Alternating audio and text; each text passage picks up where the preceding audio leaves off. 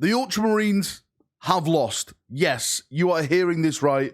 The Ultramarines have lost the Battle of Ogram, and now this leads us into the next big question.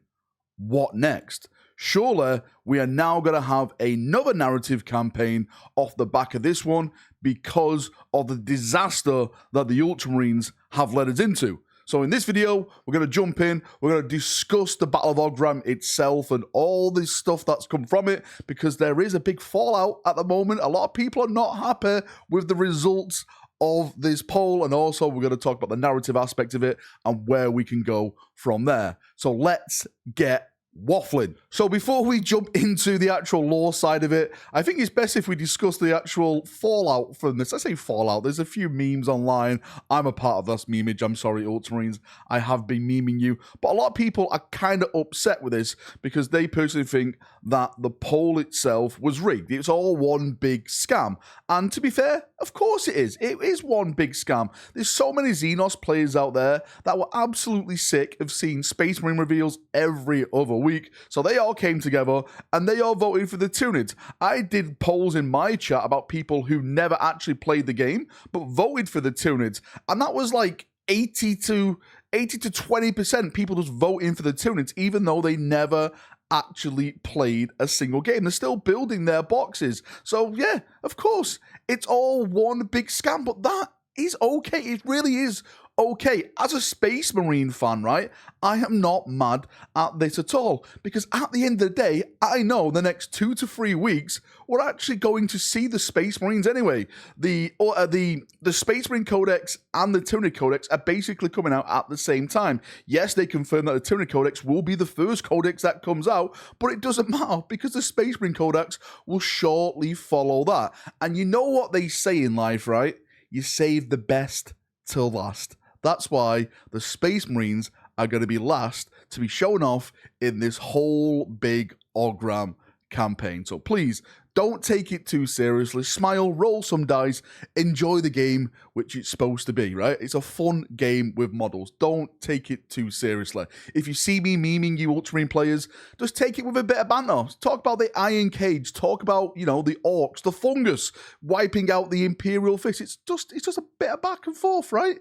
We're all we're not all Ultramarines. I'm certainly not Ultramarine. We're all Space Marines at the end of the day, and we're all here serving the Emperor to purge the filthy Xenos, the heretic, and the mutant from the galaxy. Now let's move on and talk about the most exciting thing about this is that Ogram now has been conquered by the Tyranids. The biggest problem that Games Workshop always had for me with these campaigns is that there was never a loser, right? It was like, oh, it's a draw, let's just keep it as a draw and stuff like that, because they didn't want to offend a certain player base or get people upset. I am happy that the Tyranids have won, because now, potentially, the narrative can be pushed to the next step. The Ultramarines indeed lost Ogram, or as they're basically saying that they've a tactical retreat by Guilliman. Let's call it that. A tactical retreat by Guilliman, but Ogram has been consumed. The biomass that they've gathered on there has only increased the size of that Tyranid force.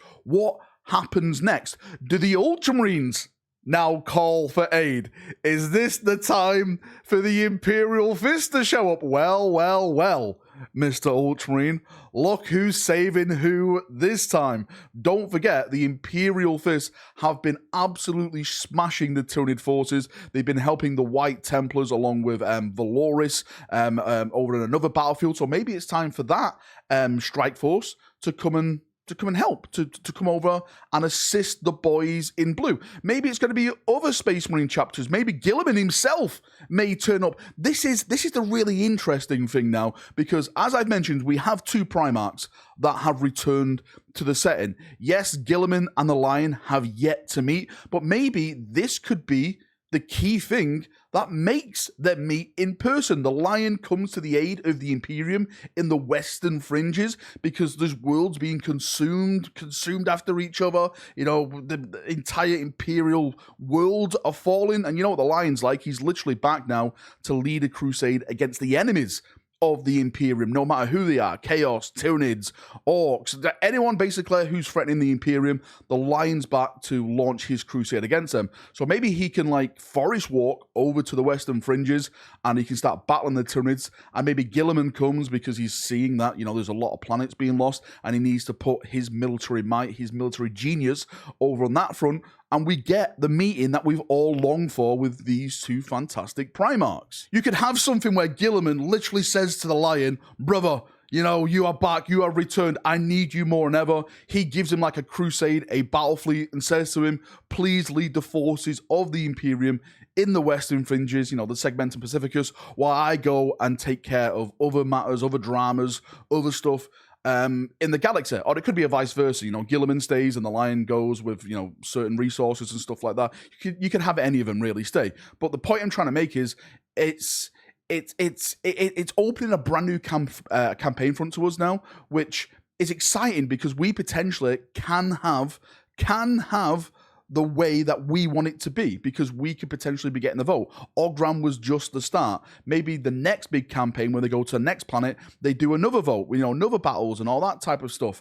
And we get to see maybe the Space Marines get their revenge, launch their counterattack against the Tyranids. We see Space Marine victories. Maybe we see even more Tyranid victories, right? It's all in our hands potentially. And this is what I've wanted for a long time, because I'm sick. I'm sick of draws. I'm sick of no one wins. This galaxy is only war. That's it is. It's eternal war. Let us have people who win. Let us have people who lose. Maybe, just maybe, right? This does sound heresy. What if the Tyranids win so much we actually get pushed back to Terra itself, and then we have like this huge campaign in the Sol system with the Tyranids actually breaching into like the inner core of the Imperium, and like this is a proper fight back now. Custodes, maybe it brings even more Primarchs back. Who the hell knows? It really, really is exciting times. I wouldn't worry, Ultramarines, that you've lost. Don't worry, right? Listen. Come and speak to Papa Valrak, okay?